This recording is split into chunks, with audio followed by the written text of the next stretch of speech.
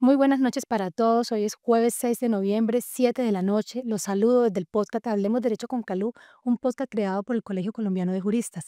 Esta noche tenemos un invitado muy especial, el doctor Giovanni Álvarez Santoyo. Giovanni es abogado de la Universidad Santo Tomás de Bucaramanga, es especialista en Derecho Penal y Criminología de la Universidad Libre. Actualmente es el director de la Unidad de Investigación y Acusación de la Jurisdicción Especial para la Paz, un abogado especialista en temas de derechos humanos, ha sido fiscal en diferentes unidades en derechos humanos y conflicto armado, cuenta con una amplia experiencia en investigación penal, justicia transicional y defensa de los derechos de las víctimas. Ha sido una vida al servicio de las víctimas. Giovanni, un placer tenerte esta noche en el podcast. Muchas gracias, Carmen Luz. El placer es mío. Muchas gracias al Colegio Colombiano de Juristas por esta invitación. Para mí siempre será una oportunidad importante compartir estos escenarios, hablar de lo que se ha hecho a lo largo de la vida y pues de lo importante que implica para mí poder hablar no solo de lo que he hecho, sino de lo que está ocurriendo en el país. Claro, gracias Giovanni, muchas gracias por aceptar la invitación. Bueno, vamos a comenzar hablando un poco sobre ti, quién es Giovanni, un santandereano que llegó a este mundo del derecho y la justicia, y cuál fue, digamos, como lo que marcó ese momento en el que tú decidiste, dijiste, bueno, voy a hacer este servicio, voy a dedicar mi vocación como abogado al servicio de las víctimas y al servicio del sistema judicial colombiano. Bueno, voy a tratar de ser breve, porque es una historia larga. Cuando yo decidí estudiar derecho, siempre pensé en ser litigante.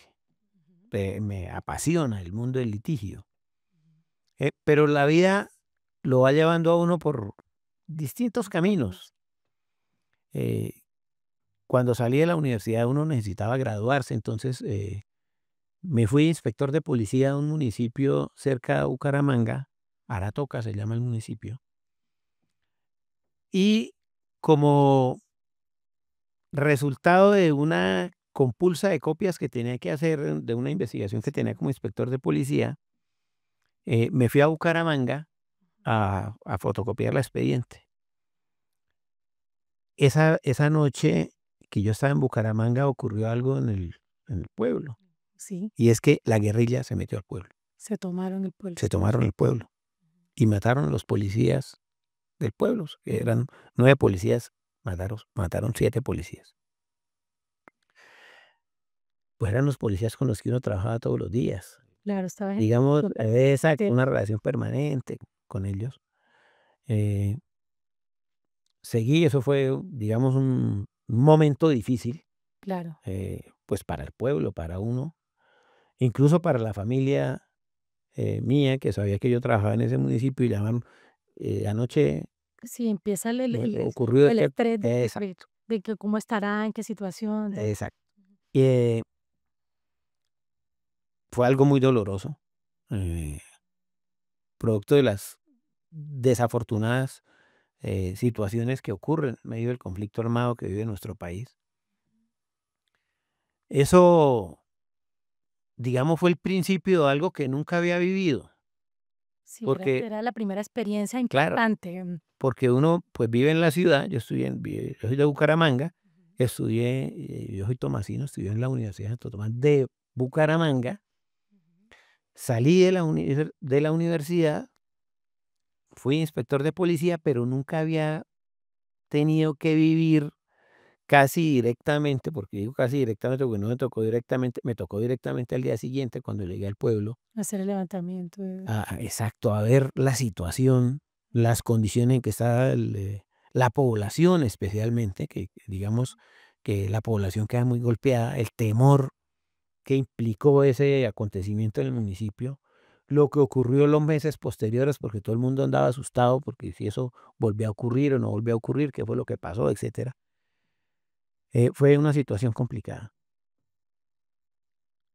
Después entré a la fiscalía de la inspección de policía, pasé a la Fiscalía General de la Nación, que estaba prácticamente naciendo.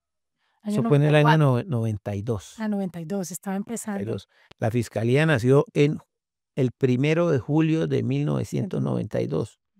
Y yo ingresé a la fiscalía el 15 de octubre de 1992. Llevaba meses, estaba, mejor dicho, empezando todo el. Ujú. Eh, a la Fiscalía Regional en Cúcuta, tuve que irme a Cúcuta. Ok.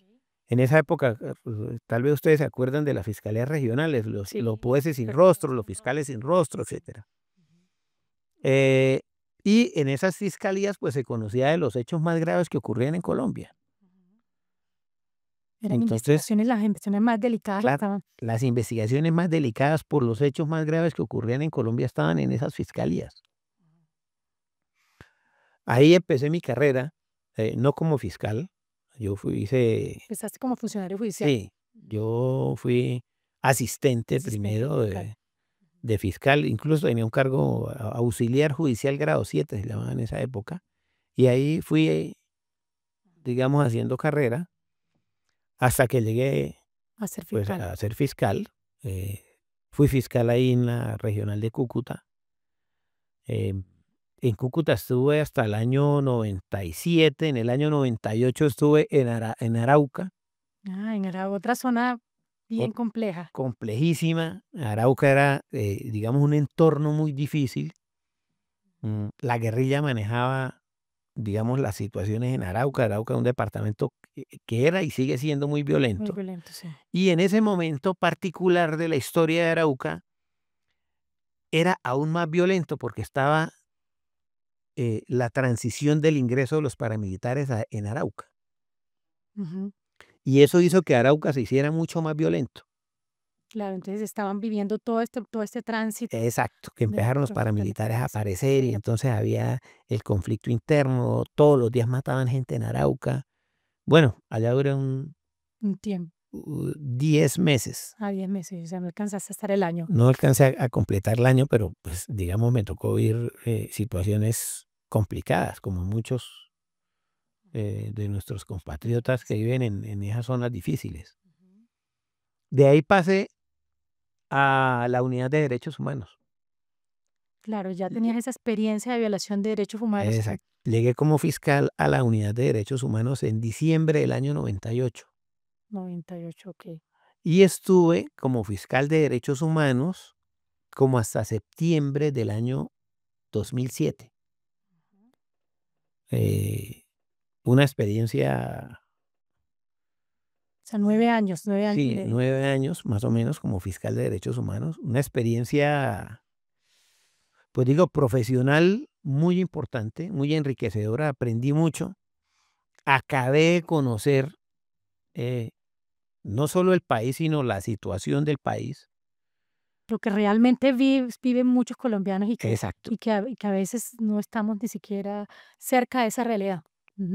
¿Qué pasaba en Colombia? ¿Qué pasaba en los territorios? Porque en esa época nosotros, los fiscales de derechos humanos, no sé cómo estará ahora La, la la, cosa, cómo estará funcionando la ujú. unidad de derechos humanos, pues los fiscales de derechos humanos éramos fiscales de territorio. Entonces yo, por ejemplo, todas mis investigaciones eran de lugares Apartados de la base. apartados del centro del país. Entonces uno tenía que ir a recaudar la La prueba. prueba. Claro, o sea, aplicaban en realidad el principio de De inmediación la con la prueba de la de la mediación. prueba, sí. Mm, De eso era la ley 600. le dices, Entonces, pues, el fiscal, pues, trabajaba de la mano con la policía judicial, con los investigadores. ujú. Entonces, nos íbamos al Urabá, nos íbamos al Cauca, nos íbamos a Arauca, al Caquetá, eh, a la costa atlántica, a los Montes de María, a averiguar, a investigar Ujú, para en el poder llegar terreno lo efectivamente que esa y poder llegar al tema del proceso como tal, o sea, y poder fallar, o bueno, investigar, porque ustedes en la fiscalía lo que han hecho es investigar. ahí tuve la oportunidad de ver realmente Sí. cómo sufrían las comunidades que estaban en medio del conflicto. Cada vez que había un ataque a un municipio Ujú. o una masacre, cuando iba uno a practicar las diligencias iniciales de una masacre, pues se daba cuenta cómo quedaban las comunidades. Y realmente debo decir que las poblaciones campesinas, indígenas, afrodescendientes, que están en las zonas rurales bastante apartadas de los centros urbanos importantes en Colombia, están en una situación muy vulnerable. Sí, Muy efectivamente. vulnerable porque, digamos, están a merced de los grupos al margen de la ley. Sin acceso a derechos, a nada, a ningún acceso. Y aparte de eso, tenemos que decirlo, pues también como Estado hemos fallado mucho, aunque reconozco que hemos mejorado bastante. eh, pues la gente no tiene servicios públicos, o sea, no hay escuelas, no hay centro de salud, no Las hay comunicaciones agua limitadas. potable. Mm. Nosotros estuvimos en sitios donde no había comunicación. Debo decirle, una Para vez, llegar, para acceder, cómo era el a mí no se me olvida que estuve en Murindó, Antioquia, Uri? el último municipio de Que Antioquia, limita con Chocó, en ¿cierto? límites con Chocó. Okey.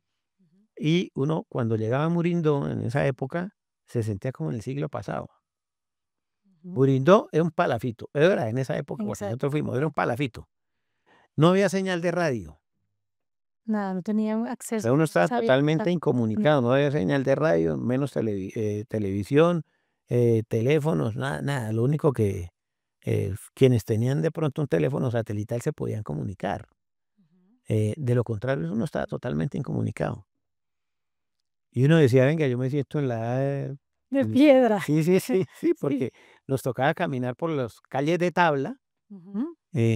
sobre las cuales estaba construido el municipio y uno estaba sin ningún tipo de comunicación. Pero una experiencia que te tocó el corazón, Giovanni, porque yo te escucho y te veo brillar los ojos, porque eso finalmente genera y despierta una sensibilidad increíble sobre los derechos humanos, que no solamente, pues que te conlleva no solamente a verlo desde la óptica de que estás en el ejercicio profesional como tal, sino del ser humano que está ahí, la gente que estás.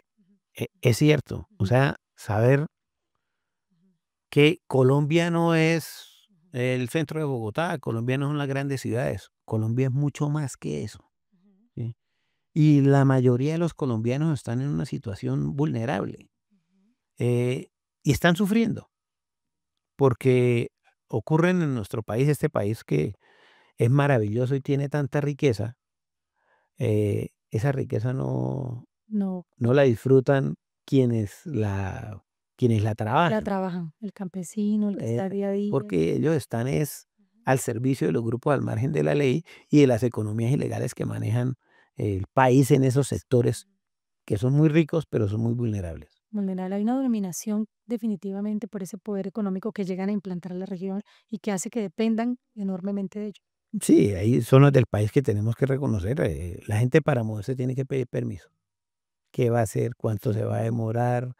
eh, ¿Hasta con quién se va a entrevistar? O si llega alguien o trae a un familiar, tiene que avisar que lo van a traer. O sea, están en una situación muy difícil. Ujú. No hay verdadera libertad. Libertad. Ujú. Bueno, entonces esa experiencia que te marcó y que ese paso llevó precisamente de ahí, o sea, estuviste 9 años y de ahí pasaste a la Unidad de Justicia y Paz o tuviste en algún tránsito antes. Sí, de la Unidad de Derechos Humanos pasé a la Unidad contra el Secuestro y la Extorsión. O sea, antes de entrar a Justicia y Paz estuviste en secuestro. Estuve en la Unidad contra el Secuestro y la Extorsión. Ujú. Otra experiencia eh, impresionante, digamos, es el conflicto desde otra óptica, Ujú. porque digamos aquí, y esto es para, digamos, qué buena esa pregunta porque me permite hablar de la inmensidad del conflicto armado y de que el conflicto armado en Colombia no respeta Absolutamente. clases, Entera. no respeta sexo, no respeta nada, Nada, toca todas las esferas, todos los a ámbitos todas las posibles. esferas. Digamos que en la Unidad contra el Secuestro y la Extorsión, las víctimas eran otras, Claro, ya tenías otro perfil de víctimas, pero en últimas es lo mismo. pero finalmente Son víctimas, víctimas, ¿cierto? víctimas. Porque es Ujú, que, o sea, ujú. a quien secuestran, a la familia del La libertad. secuestrado la ponen en una situación de vulnerabilidad y de sufrimiento extremo. Ujú. O sea, uno veía cuando se entrevistaba con los familiares de un secuestrado, el sufrimiento que tenía la gente. O sea, no saber qué está ocurriendo con su ser querido, estar preocupado por cómo hago para conseguir la plata para pagar el rescate, el temor incluso de recurrir a las autoridades a poner en conocimiento el hecho. eh, Eso lo toca a uno. Claro, le toca el eh, corazón, definitivamente, claro, la sensibilidad, todo, es un tema. y rescatar secuestrados digamos que tiene distintos momentos agridulces, porque usted tiene el momento En el que llega la en el investigación. que llega la investigación, en el que logra el rescate, eh, que es un momento muy feliz, pero también escuchar después al secuestrado en su narración de lo que le tocó vivir Todo lo que vivió, es, pero estuvo cercenado a la libertad, muy duro, expresa. es muy duro, además porque muchos secuestrados están en condiciones inhumanas, en extremo inhumanas. Entonces, digamos, tuve la oportunidad de ver los dos extremos de la victimización en La Colombia, victimización, ok. ¿sí? De la victimización en Colombia, porque en las zonas rurales, en las zonas vulnerables, la víctima es toda la población, Ujú. especialmente la gente menos favorecida. Sí, la gente de escasos recursos que Exacto. tiene menos posibilidades. Pero cuando hablamos del secuestro y la extorsión, tenemos la otra cara de la Cara de la moneda, moneda. ¿sí? Ya So- víctimas de otro tipo, pero so- también muy afectadas en su claro, porque es que ¿a quién secuestran? Pues al que sí. tiene plata para pagar el secuestro. ¿A quién extorsionan? Al que tiene algo y entonces para que pueda seguir a los comerciantes, a los industriales, a las familias que tienen cierta capacidad económica. Pero, repito, el sufrimiento Sigue siendo el mismo. sigue siendo el mismo.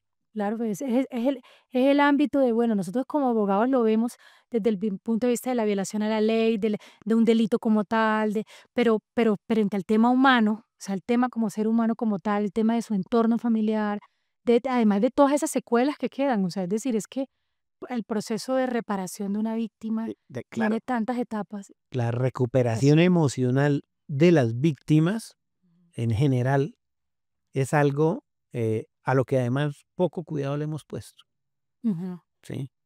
Que es una cosa. Eh, digamos que la legislación colombiana se preocupa en por el tema de la persecución del delito, el castigo, pero poco se preocupa por ver después de que le ocurrió el hecho a una persona, a la víctima, cómo queda esa víctima y qué necesita esa víctima para volver a recuperarse como ser humano, porque esas graves violaciones a los derechos humanos afectan psicológicamente a la Psicológico, persona, no solo físicamente, sino a veces psico incluso el daño psicológico. los traumas psicológicos quedan y muchas veces no se van. Y pueden ser peores que Peores. incluso el físico, Ujú. ¿m?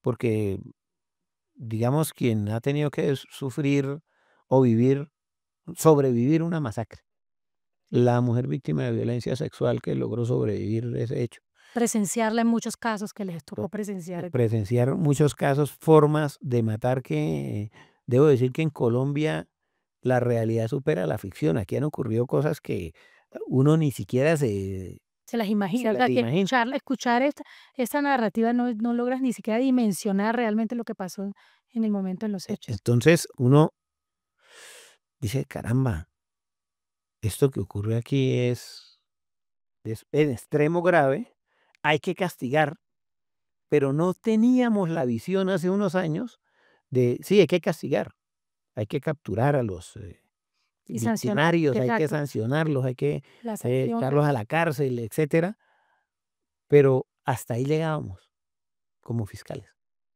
¿Qué pasa con la víctima? Debo confesar, yo que fui más de 20 años fiscal, Fiscal. oiga, uno pocas veces iba incluso al incidente de reparación.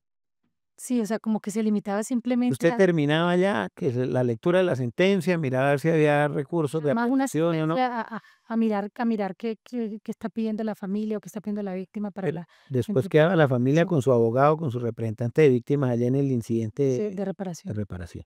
Claro, entonces ya eso era como quien dice la fiscalía ajena a eso, eso se tramita dentro del proceso como un incidente Exacto, y hasta la labor del fiscal llegar. ya terminó. Mira qué interesante escucharte y maravilloso saber que hemos avanzado muchísimo en esta parte, que todavía falta mucho y ahorita vamos a hablar un poquito sobre eso para que nos cuentes ya cuando ya llegas a la G, porque todavía no hemos llegado a Justicia y Paz.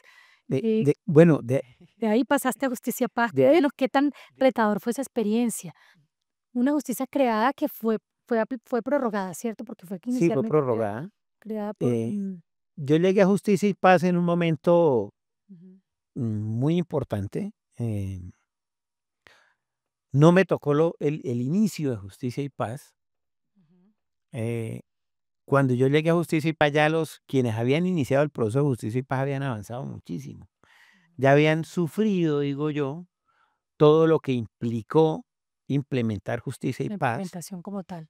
eh, descubrir qué funcionaba y qué no funcionaba, porque tenemos que reconocer que justicia y paz fue una construcción difícil, Ujú.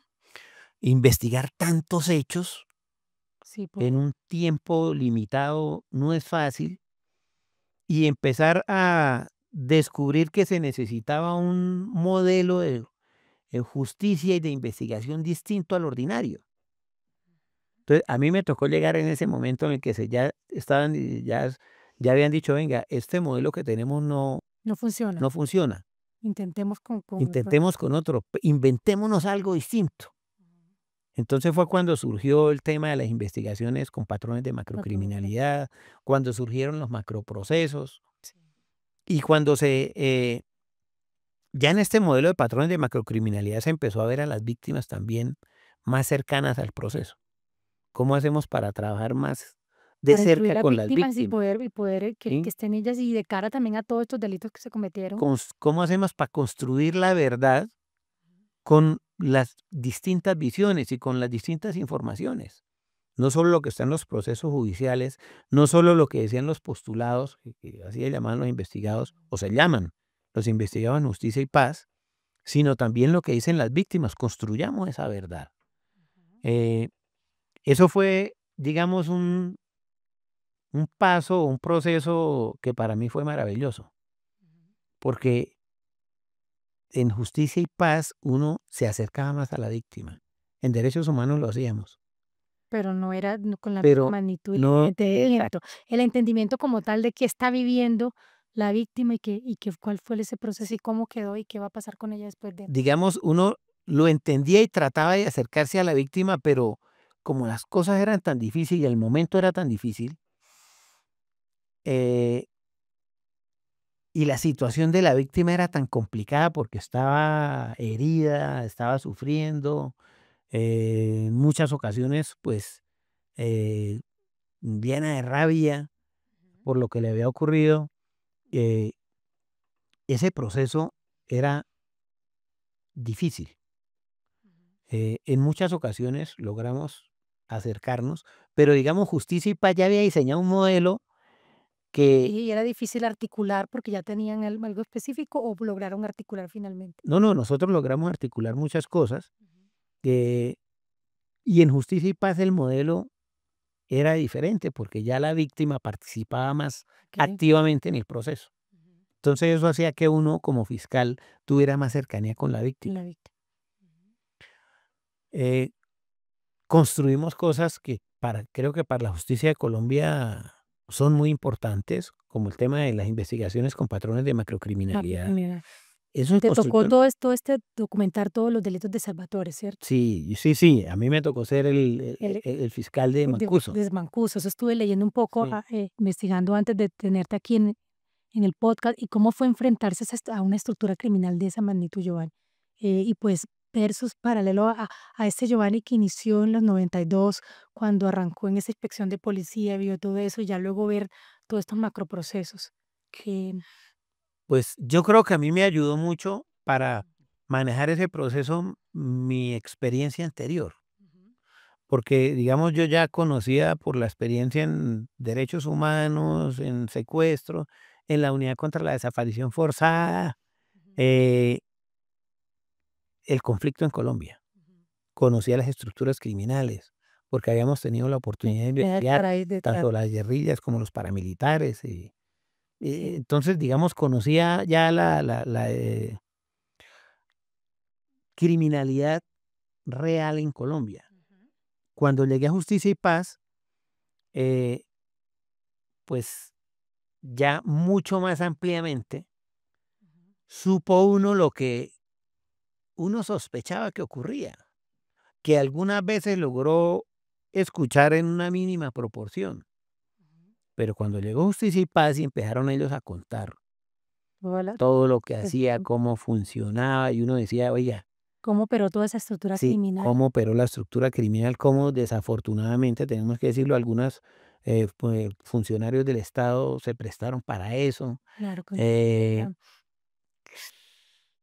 Y no solo con una estructura armada al margen de la ley, sino que casi toda la estructura al margen de la ley permearon sectores, porque no podemos decir que el Estado El permearon Estado. algunos sectores, em, y eso les facilitó Poder operar. poder operar en la forma como lo hicieron y como pues, desafortunadamente todavía lo hacen. Pero digamos que esa época en la que operaban fue la época fuerte de los grupos paramilitares, pero también de las guerrillas. Sí, exacto. Entonces, Existían ambos. Estaban los paramilitares y estaba la claro, guerrilla en Colombia. Colombia sufrió o vivió un periodo de violencia que yo quisiera que nunca Volviera a repetirse. volvamos a repetir, Nada, que ¿sí? no. Sí, efectivamente.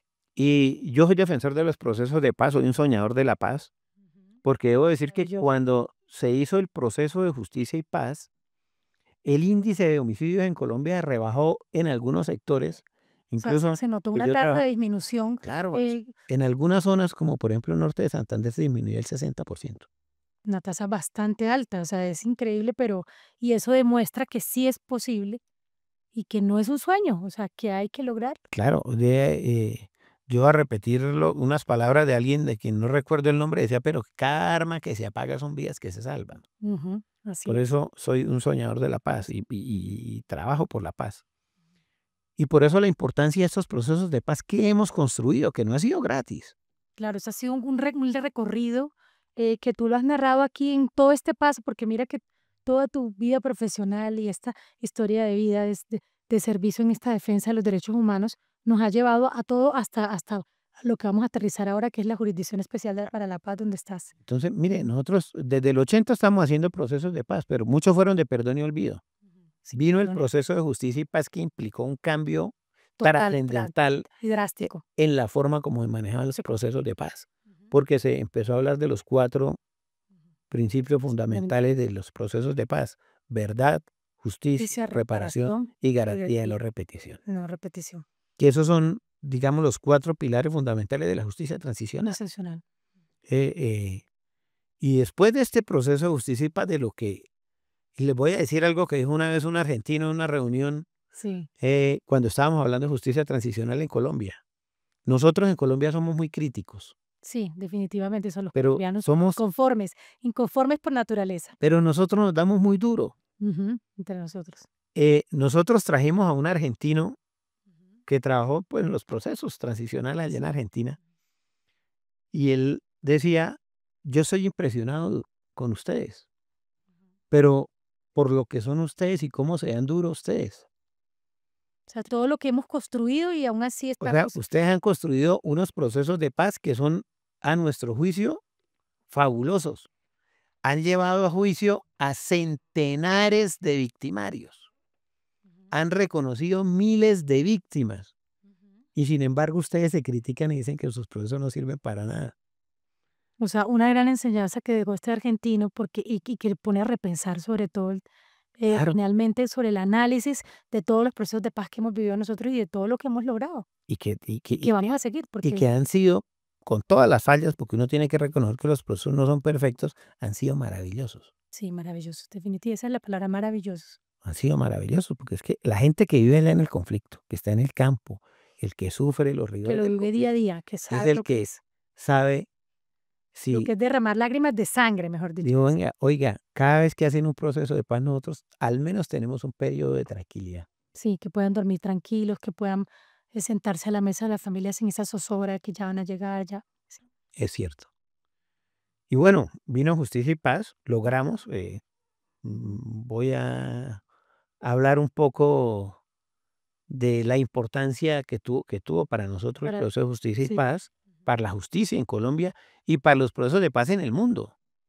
Eh, Sí, cuando ¿cómo evalúas tú el cierre de Justicia y Paz? O sea, ¿crees que Colombia definitivamente tuvo un avance importante con Justicia y Paz? Colombia tuvo un avance importante con justicia y paz, yo seré siempre defensor del proceso de De Justicia justicia y y Paz. paz, Ujú. eh, pues me tocó vivirlo, saber qué fue lo que se logró en justicia y paz, lograr, por ejemplo, en la primera sentencia Ese con patrones de Salvatore Mancuso, Mancuso. Ujú. Allí se llevaron a juicio 2.643 hechos delictivos. Imagínate, 2.643, una Fueron cifra enorme. reconocidas y hace 8 días, más o menos, una víctima me recordaba la cifra de víctimas reconocidas en Reconocida ese dentro del proceso. proceso.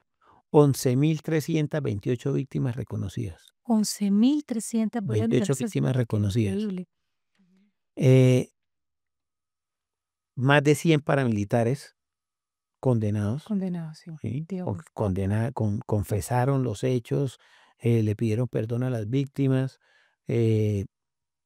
Digamos, supimos muchas verdades de lo que ocurrió, de lo que ha ocurrido en O sea, nuestro de país. cara a esos resultados, los presupuestos, los 4 presupuestos ahorita que mencionaste, efectivamente se pudieron alcanzar que un 80, 90%, dices tú. Sí, tengo una frustración, Sí, ¿verdad? sí, Creo que muchas cosas se supieron. sí. Justicia, Ya la que se la negoció, que se porque pudo hacer, los exacto, la que fue procesos, permitida dentro de los procesos. exacto, los procesos transicionales son así. Ujú, A todos los condenaron a 8 años de prisión, ujú. ¿sí? Garantía de no repetición, pues muchos yo sé que tomaron en serio el proceso y buscaron la forma de De reintegrarse reincorporarse a la vida civil. Me queda la reparación, la frustración de la la reparación, reparación que es. ¿sí? Ujú. Eh, Me encuentro con víctimas todavía y precisamente por eso lo recordaba que hace 8 días una víctima Encontraste una víctima y te recordaba la cifra de la de cantidad víctimas reconocidas de dentro de víctimas reconocidas, pero que aún no les ha llegado la reparación, sí, eso sí queda ¿sí? Entonces esa es, frustrante digamos, dentro del Estado. esa es mi gran frustración como fiscal, Ujú. la gran frustración de las víctimas. Eh, Han recibido algunas cosas, reconocimientos, etcétera, pero todavía nos falta más. Ellas todavía quedan con esa insatisfacción como víctimas de que fue muy duro lo que vivieron y que el Estado todavía les debe, o sea, que les debemos, que como Es colombianos les debemos, exacto. que quienes participaron dentro de todos estos crímenes y todo todavía no han podido reparar efectivamente el daño ocasionado dentro de este proceso. Sigue ese dolor, porque es que Ujú. Colombia tiene Mucho dolor, m- Colombia tiene mucho dolor. mucho dolor y mucho sufrimiento, Sí. porque hay muchas personas, muchas familias que todavía no se han podido reconstruir. Ujú. Colombia tiene más de 3 millones de desplazados y todavía vemos los desplazados que no han podido retornar a su lugar de origen, no han podido reconstruir sus familias, las comunidades no se han podido reconstruir y es algo sobre lo que tenemos que seguir Seguir trabajando trabajando, fuertemente. es un trabajo. Giovanni, maravilloso escucharte hoy desde el podcast Hablemos Derecho con Calú y bueno, ha sido una narración que nos va a llevar a lo que estás actualmente, que es la Jurisdicción Especial para la Paz, y pues que yo sé que todos los oyentes, los abogados que nos están escuchando a nivel nacional e internacional, tus funcionarios de la jurisdicción están esperando escuchar y hablar cómo fue, cómo nació esta, porque pues entiendo que te presentaste a través de un proceso, porque fue una convocatoria pública, en el que cuando nace, después de la firma del Acuerdo de Paz en 2016, nace la Jurisdicción Especial para la Paz y empiezas tú a interesarte para llegar a la dirección de la unidad de investigación, la UIA. Cuéntanos un poco sobre esta experiencia. Bueno, eso es una experiencia curiosa. Sí. eh, yo me presenté, Ujú. y he de confesarlo, eh, sí, con poca Escéptico, expectativa. Sí, escéptico. sí, sí, sí, sí, poca expectativa. Yo dije, bueno, a presentar. Había algunas personas que me decían, bueno, preséntese para la unidad de investigación y acusación, Ujú. o preséntese para magistrado, pues que eran más cargos. Sí, Pero yo nunca he sido juez.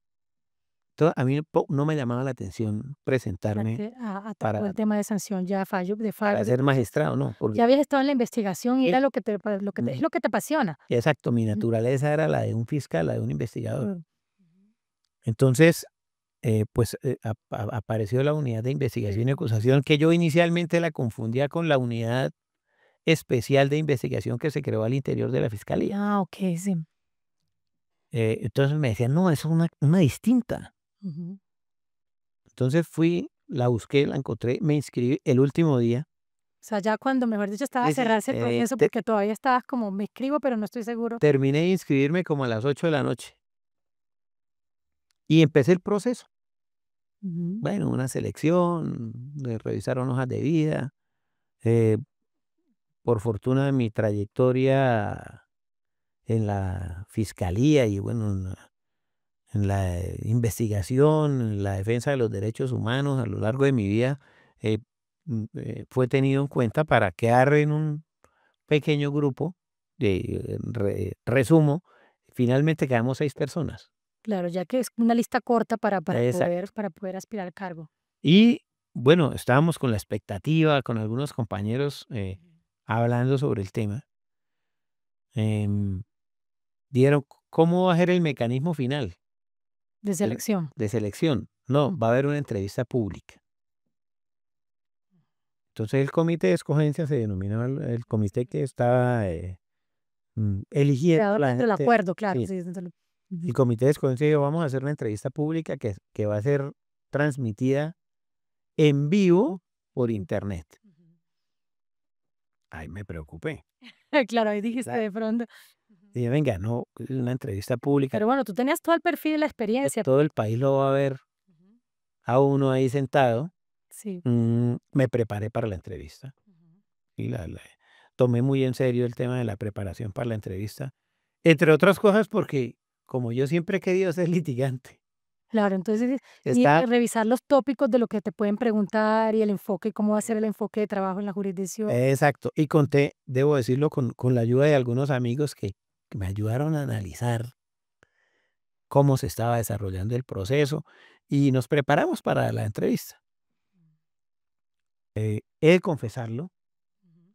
pensando en que quienes me vieran algún día cuando yo vaya a litigar dijeran, bueno, este señor tiene idea de Sí puede derecho, ser una buena defensa. puede ser una buena defensa, sí. O sea, pensando en la visión del litigante, del ejercicio como Exacto, tal del derecho. porque yo siempre he sido un poco escéptico con esos temas y con esos cargos. Yo dije, de Esas pronto eso ya, convocatorias ya lo tienen escogido. sí, eso ya lo deben tener escogido. Sí. Pero, digamos, después de que presenté la entrevista, yo me fui y no volví a preocuparme por ese tema. Ujú. Lo dejaste ahí como Sí, yo lo dejé ahí. Sí, y un día como a las 11 de la mañana recibí una llamada, eso fue como en septiembre u octubre, sí, no, creo que fue septiembre, que mire, lo llama el doctor Néstor Raúl Correa. Se llama ahí el fue secretario el ejecutivo, primer secretario ejecutivo que tuvo la Jurisdicción Especial para la Paz. Néstor Mm. Raúl Correa. Yo, sí, ¿en qué le puedo servir? Ya le paso. Ah, me pasaron al doctor Néstor Raúl Correa, me dijo, doctor Giovanni Álvarez, sí, doctor Correa, ¿en qué le puedo servir? Venga, usted fue designado director de En la unidad de la investigación. Unidad de Investigación y Acusación de la JEP. Claro, y llegó la noticia que no, Yo, oiga, puedo ser sincero. que todavía no te lo creías. No, no, lo primero que pensé, dije, este man me está mamando gallo. Claro, es una broma, pues. Sí, sí, yo dije, este man me está mamando gallo. Me dijo, y yo le dije, bueno, ¿y qué? Entonces, ¿qué hay que hacer? Me dijo, no, lo espero mañana en un hotel del que no recuerdo el nombre, además Ujú. debo decirlo, Ujú. porque se van a reunir todos los magistrados, los comisionados de la Comisión de la Verdad, la directora de la unidad de búsqueda y usted. Ya ahí sí dijiste, esto es todo en serio ya. Le dije, bueno, ¿a qué hora? A las 7 de la mañana. Si quiere, entra a la página del Comité de Escogencia, por la página de Naciones Unidas, Comité de Escogencia, Sí. ahí está el oficio donde lo están designando a Nada. usted, que es su notificación. Ujú. Una notificación. Entré, tin, si era cierto. De ahí, bueno, vino Ya sí dije, ya ahora sí es esto es en sí, serio. es en serio la cosa. Eh, y empezamos A trabajar. a trabajar, a estructurar la jurisdicción. Claro, crearla, porque pues era de cero, Eso una no creación de existía. cero. Ujú. em, a ver qué íbamos a hacer con la unidad de investigación y acusación, cómo debía funcionar la unidad de investigación y acusación. Obvio, ya habíamos estudiado para el acuerdo de paz, eh, qué era lo que se buscaba con este nuevo acuerdo de paz y cuáles eran las diferencias que había entre justicia y paz Y y la la Jurisdicción Jurisdicción Especial Especial para para la la Paz. Paz. Ujú. Y hoy en Colombia, repito, con todas las fallas que tiene este proceso, hoy en Colombia tenemos el mejor proceso de paz del mundo, los dos mejores Sí, procesos de paz que hay en el mundo. que se han Porque implementado definitivamente en el creo mundo. que en ningún país del mundo hay los procesos de paz que hay en Colombia. Y la Jurisdicción Especial para la Paz frente a los otros procesos implicó un cambio de paradigma en la justicia. porque ya no empezamos a hablar de la justicia en general, de la justicia como comúnmente conocemos, que es la justicia retributiva, la justicia del castigo, sino empezamos a hablar de un modelo distinto, que es la La justicia restaurativa. restaurativa. Sí.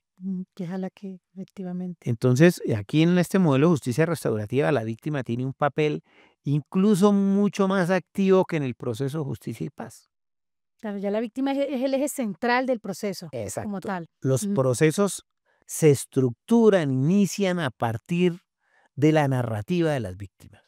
Obvio, pues hay que hacer una investigación, hay que hacer una contrastación, hay que escuchar también a los a los victimarios que victimarios, claro. Sí, saber efectivamente qué los movió, por qué cometieron todos estos crímenes, porque muchos de estos crímenes fueron cometidos en guerra, pues, o la en mayoría, medio del en conflicto. medio del conflicto, todos estábamos en guerra, en un conflicto. Entonces, Ujú. este proceso, digamos, nos lleva más hacia construir una narrativa que permita que el país se reconcilie. Es un proceso de reconciliación. Claro, es decir, la diferencia, y mira que esto me lleva a hacer, perdón que te interrumpa, una acotación importante, y es la justicia y paz. Se buscaba la paz, se buscaba hacer justicia, los cuatro postulados, pero ya aquí es la reconciliación. Efectivamente hay un perdón a los victimarios, o sea, Exacto. hay una reparación ¿Cómo hacemos para reconstruir una sociedad que lleva 60 años en en conflicto? conflicto. Porque una sociedad que lleva 60 años en conflicto se traduce en algo sencillo y es que es una sociedad que se está matando entre hermanos. Entre manos. Y que mucha parte de esa sociedad le es difícil dejar las armas. Le es difícil, o sea, Es muy complicado. vamos Entonces, a cambiar este chip. ¿cómo hacemos para construir unos mecanismos que permitan recuperar a las víctimas, reconocer las Las víctimas, víctimas. restaurar el daño a las víctimas, Ujú. pero también poder traer a los Sí, victimarios, que aquí se llaman comparecientes, poderlos reincorporar a la la sociedad? sociedad como tal. Porque si no los reincorporamos a la sociedad, No hay pues una verdadera reparación. no va a haber una verdadera reparación, ni va a haber reconciliación, ni vamos a poder reconstruir la sociedad que ha sufrido a lo largo del conflicto. Porque la sociedad colombiana se ha dañado a lo largo del conflicto y tenemos que reconstruirla. Y la única forma de reconstruirla es trayéndolos a todos, A todos. dándole oportunidades a todos, porque, digamos, estos muchachos que O sea, es un algún proceso muy participativo entonces, Giovanni. O sea, en este proceso están las víctimas casi que accionando todo el tiempo frente a los victimarios, y están ahí pidiendo y diciendo, bueno, esto pasó, ha habido, hasta el momento, ha habido bastante reconocimiento, o como se demoró un poco en iniciar el sistema adversarial, esta etapa adversarial, que creo que está recién iniciada, según he visto. ¿Cómo ha sido eso? O sea, cuéntanos un poco, que me imagino digamos que que la gran apuesta de estos procesos sí. es lo dialógico, Okey. que es decir, el proceso de cumplir con los 4 postulados, Ajá. contribuir con la verdad, someterse a la justicia, comprometerse con la restauración del daño a las víctimas y a la no Y a repetición. la no repetición. Y esa es la gran apuesta de la Jurisdicción Especial para la Paz, el proceso dialógico. Pero obviamente sabemos que los procesos no son perfectos. Hay gente que acepta, hay otros que no Que no aceptan. acepta. Seguramente unos aceptan porque tienen la convicción de que no son responsables, otros no aceptarán porque realmente no son responsables. Ujú. Que eso es algo que hay que tener en cuenta. Esto es un proceso de Sí, justicia. efectivamente, no todos Y lo los que tenemos que victimarios, hacer es esclarecer la verdad la integralmente, verdad ¿sí? íntegra. Porque tenemos que lograr que todos los sectores queden medianamente satisfechos. Ujú. O sea, esto no es un proceso para decir algo ocurrió aquí, señalan a alguien de que cometió el hecho Y y ya ya es automáticamente es claro, responsable. es responsable, no. No, hay que darle la oportunidad, De hay defensa, que un dar debido las proceso, claro, garantías. las garantías de todo ¿Sí? debido proceso. Todos tienen que tener garantías. Primero las víctimas que son el centro del proceso. Un Y país que tiene más de 10 millones de víctimas, es decir, el 20% de la población colombiana es víctima del conflicto armado, lo cual es catastrófico. Pero catastrófico también, total. por el otro lado, tenemos a los victimarios o a los presuntos victimarios, Ujú. que tienen derecho a un debido proceso. Y que cuando este proceso termine, pues todos tienen que quedar Tranquilos, medianamente satisfechos, satisfechos, satisfechos. ¿sí? Porque si no, no nos vamos a poder reconciliar y no vamos a poder reconstruir la sociedad colombiana. Ok. Perfecto, maravilloso, Giovanni, estar aquí contigo, escuchando esta noche todo esto, todo este testimonio de este trabajo que está haciendo actualmente la Jurisdicción Especial para la Paz. Vamos a llegar a un punto porque este colegio tiene una comisión, pues este es un trabajo que se hace pro bono desde los abogados, pero tiene una comisión muy importante en temas de género y mujer y género. Entonces, quisiera que, yo estoy segura que los abogados o las abogadas que nos están escuchando van a querer que nos cuentes un poquito cómo funciona todo el tema de género al interior de la unidad de investigación y acusación, todo este enfoque de género étnico y territorial que se viene manejando en la unidad. Bueno, Ujú, digamos que desde los acuerdos de paz ujú. se establecieron unos principios fundamentales que rigen el proceso. Sí. eh, y son el enfoque de género, Ujú. el enfoque diferencial, Sí. el enfoque étnico y el enfoque territorial. Ujú. Nosotros somos un país multiétnico y multicultural. Multicultural. ¿Sí? Una cosa es el Guajiro y otra cosa es el Pastuso. Sí, completamente. Este tema de ser de regiones nos Es, identifica y y nos, nos diferencia. pero bastante. Ujú. Eso lo primero. Segundo, Colombia es un país multiétnico. Tenemos 131 familias indígenas reconocidas en el Ministerio del Interior. Lo anterior, sí. Pero adicional a eso tenemos los afrodescendientes, raizales y palenqueros. Uno cree que todos los negros son iguales y no es cierto. No, ellos son diferentes y se distinguen diferentes. Y exigen que los distingamos en esa diferencia que tienen. Una cosa es el raizal y otro el palenquero. Claro, que tengan claro su identidad, o sea, Y ellos ellos quieren y buscan respetan y defienden su identidad. respeten su identidad. Todos los afrodescendientes, indígenas, Indígenas. tenemos la población rom, los gitanos, Sí, que están en la sociedad colombiana, tenemos que reconocerlos también. De manera que tenemos esas, por categoría. decirlo de alguna manera, 3 etnias Genios. y estamos el resto, los mestizos, Ujú. que somos la Somos la mayoría mayoría, exactamente. y que estamos involucrados ahí, metidos en todas partes, pero que finalmente también, digamos, tenemos que entender que hay diversidades étnicas que debemos respetar. Ujú. Eh, los indígenas tienen una forma de pensar, de verse, su cosmovisión del mundo es distinta a la nuestra y tenemos que respetarlos.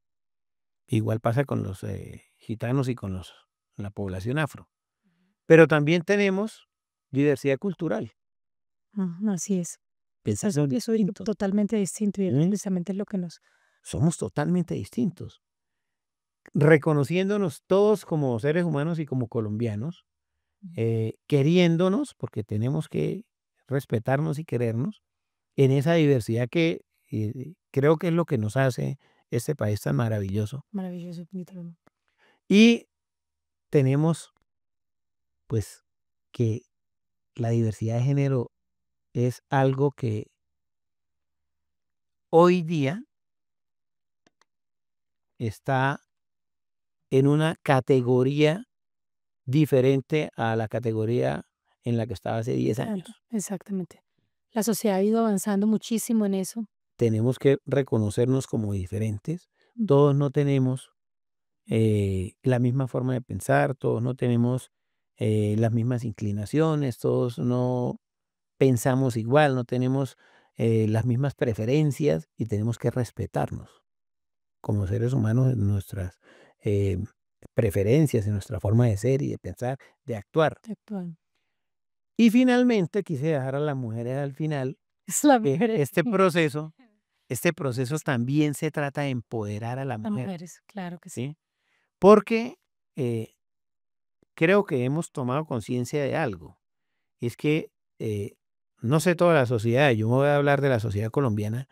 La sociedad colombiana en buena medida funciona gracias a la valentía, a la fortaleza, a la capacidad de resiliencia De la que han mujer, tenido las mujeres. así es. ¿Sí? Y por eso este proceso busca que El la mujer, empoderamiento. el empoderamiento de la mujer. Perfecto.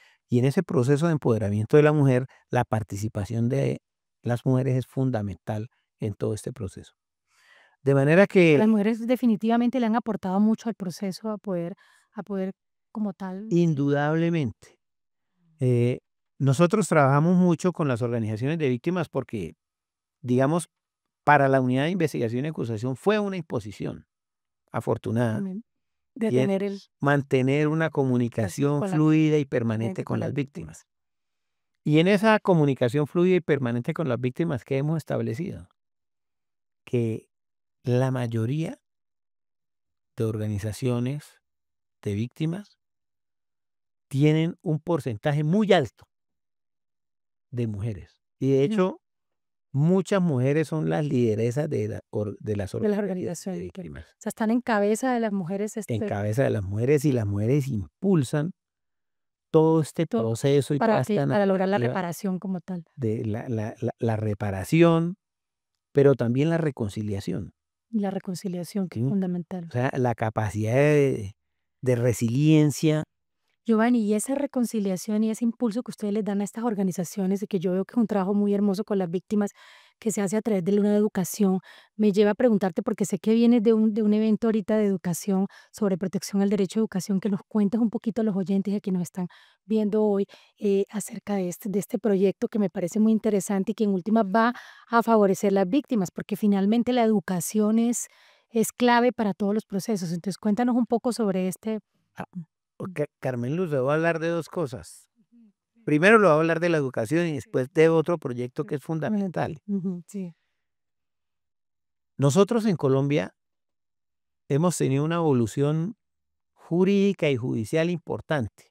Ujú, Y cada vez que avanzamos en procesos como estos y que nos relacionamos con la comunidad internacional, nos damos cuenta de que hemos hecho muchas cosas buenas y que hemos fallado también en muchas otras. ujú, Eh, por ejemplo, aquí en Colombia, en medio del conflicto armado, la educación ha ujú. sufrido de forma incalculable. No hay cómo medir el daño. No hay cómo medir el daño que se le ha causado a la educación, y una sociedad sin educación es una sociedad fallida. Hay muchos eventos, demasiados eventos de daño a la educación en medio del conflicto. Profesores muertos, Es niños que en camino a la escuela caen en una mina muy antipersonal, importante persona. ¿sí? Ujú. Niños que son reclutados de camino a la escuela o en la escuela, Sí. ¿sí? Nosotros nunca hemos investigado a fondo estas conductas. Ujú. Y debo decirlo, eh, tampoco el Estado colombiano ha tomado medidas realmente eficientes de cara a enfrentar esta situación y prevenir esta situación. Ujú. Sí. Que es lo fundamental, la prevención, trabajar en prevención, que es Tenemos que clave. prevenir esta Ujú. situación. Entonces, yo hablaba y hablo desde mi Sí. experiencia. Venga, a mí me tocó como fiscal investigar homicidios de profesores. Y uno investigaba el homicidio del profesor, pero no se fijaba en lo que significó el homicidio de un profesor, en lo que tiene que ver con el daño a la educación. Claro, el derecho fundamental vulnerado y todo lo que hay detrás de todo este. Claro, mataron al profesor, pero ¿qué pasó? Pues todos los niños quedaron desescolarizados. Y cuando matan a un profesor Ujú. de una escuela, de una vereda, al día siguiente no llega el reemplazo. No, eso puede tardar meses y todo el trámite, Puede tardar la meses, escuela cerrada y los niños incluso descolonizados. años. Hay escuelas que se han caído esperando que regrese el profesor. Eso nosotros nunca lo investigamos. Venga, ¿qué pasó con los niños? Esos niños quedaron desescolarizados, perdieron la oportunidad de prepararse para enfrentar el futuro. Eh, Perdieron eh, oportunidades de salir y proyectar su vida. Así Porque, es, ¿qué le queda a un niño desescolarizado? O sí. sea, esos niños desescolarizados son, digamos, víctimas de reclutamiento, pierden oportunidades laborales, pasan a ser en muchas ocasiones parte de los grupos al margen de la ley o de las economías informales y legales, Ilegales completamente. porque no tienen otra oportunidad. ¿Mm? Niños Entonces, completamente abandonados que quedan es, pues, exposición de todos los delitos y todos los. y aparte de eso, con un trauma terrible, porque es que, venga, el niño que le mataron al profesor, en muchas de las ocasiones, incluso en el aula de clase, o el niño que dejó de ir a la escuela porque es que su compañerito de clase cayó en una mina antipersona y se mató o perdió las piernas. Y entonces queda con el temor de salir de su casa para ir a la escuela por el Para miedo a por el caer en una mina, porque el próximo que caiga en una mina puede ser él. O sea, ¿eso qué implica para ese niño en cuanto a su condición psicológica? psicológico, Eso indudablemente le todos causa un los trauma. traumas que quedan Entonces tenemos que crear unos mecanismos que restauren a esos y menores que permitan una investigación mucho más amplia. y una investigación mucho más amplia donde se reconozca no solo ocurrió un homicidio, que es gravísimo de por sí, ¿cierto? Sí, Quitarle la vida a una claro, ya persona por sí que es, afecta a una familia, pero también afecta a una comunidad, le causa un trauma a unos niños, sino todo lo afecta que sean la delitos educación. conexos, todos los delitos conexos que vienen, que ¿Qué es lo que eso significa para una comunidad y para la sociedad colombiana? Que son cosas que nosotros no, pero digamos, no maravilloso que estén veíamos. incursionando en esos temas, ¿Mm? sí. Entonces, estamos viendo Ujú. eh, más ampliamente qué significa o cuáles son las consecuencias de cada uno de los delitos que ocurre en nuestro país y particularmente pues nosotros los vemos en medio del conflicto armado, porque eso es lo que ha herido de forma tan grave la sociedad colombiana Sí, y definitivamente. y tenemos que crear mecanismos para reconstruir esa sociedad y Reconstruir todo lo que es ese tejido social que está. que ha sido dañado con todos estos hechos. Y creemos que la justicia restaurativa es una vía que se puede tomar para recuperar esas comunidades afectadas. Ujú. Porque, digamos, en un conflicto tan largo como el nuestro, hay que reconocer que hay victimarios que incluso ya se murieron, nunca no vamos a saber ni Ya no cuál, tiene, no ¿sí? no están ni. Pero uno se pregunta, ¿será que porque el victimario no está, la víctima pierde el derecho? Así es. La víctima sigue ahí, No, la víctima sigue no ahí, lo pierde. no lo pierde y el Estado tiene que buscar mecanismos para restaurar esas comunidades, a esas personas, a esas familias y a esas comunidades.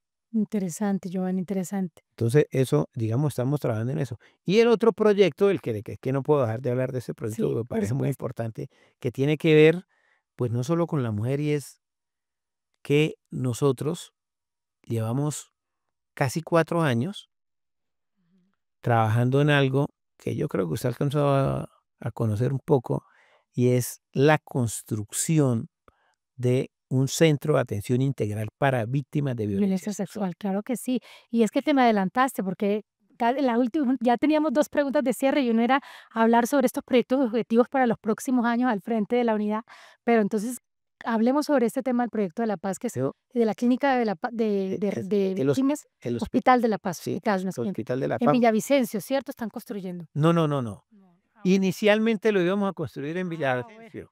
De las noticias ya nos tienen, ya estamos atrasados, las vimos por ahí publicadas. Ujú. Resulta que nosotros habíamos hecho un convenio con la alcaldía de Villavicencio, pero desafortunadamente no se pudo llevar a buen término. Pero en estos procesos que son tan importantes, siempre surge Ujú, alguien que ayuda a solucionar los problemas. ujú. Eh, Nosotros planteamos el edito con las organizaciones de Sí, víctimas, planteando la necesidad de recuperar a las víctimas, no solo desde el recuperar y atender a la víctima, no solo desde lo físico, sino sino todo también, su parte exacto, psíquica, su parte psíquica, todos los psicológica, traumas que quedan. exacto, cómo hacemos para que la víctima realmente se recupere. Ujú. Porque digamos que nosotros hemos establecido que los traumas del conflicto disminuyen las capacidades cognitivas de las víctimas. Y inicialmente lo vimos con las víctimas de violencia Víctimas, sexual, claro. pero hemos dado cuenta que en otros delitos también. También, o sea, que no es solamente que Sí, no es encontremos solo con las víctimas de violencia de sexual, violencia sexual. pero Mm. son muy afectadas. Entonces, nosotros en Colombia hemos invertido muchos recursos, miles de millones, billones tal vez, en programas Todos estos programas para prevención, sí, de para prevención y capacitar se llama, funcionarios judiciales, y víctimas y también víctimas. para que No, retomen la vida. sí, Pero poco nos hemos preocupado por ver cuál es la condición de la víctima. Porque si alguien que no está en capacidad de aprender, yo lo puedo mandar a hacer un curso. pero si efectivamente la cabeza le está dando vueltas toda la noche sobre lo que vivió, lo que pasó. Exacto. Mm. Si su preocupación es sobrevivir, no aprender cosas nuevas, pues esa persona puede hacer 2000 cursos, pero nunca va a estar preparada Para reincorporarse como tal. para reincorporarse a la sociedad, para, digamos, desarrollar aquello que le quisieron enseñar o Mm, para lo que la quisieron preparar. Entonces ujú. tenemos que empezar por recuperar psicológicamente a la víctima, ponerla en condiciones de que pueda aprender para después sí que pase a otra fase.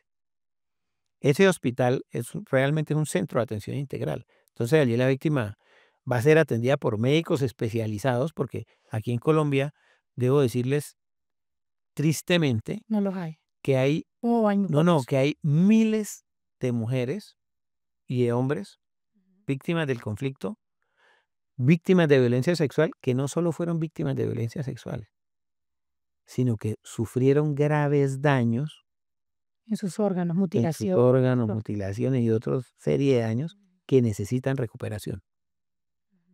Eso lo estamos trabajando con el doctor Denis El Mukwege, mismo el Nobel el de Nobel Paz, de Paz.